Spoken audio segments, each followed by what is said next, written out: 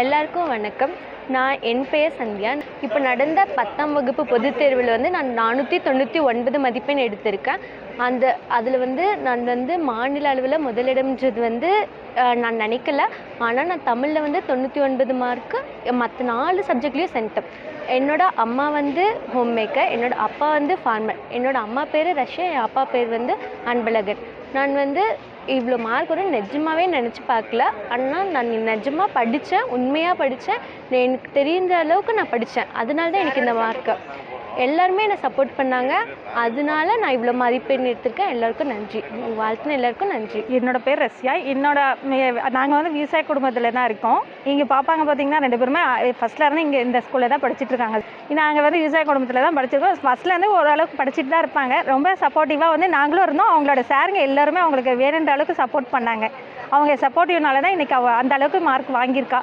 எங்களுக்கு இது ரொம்ப சந்தோஷமாக இருக்குது.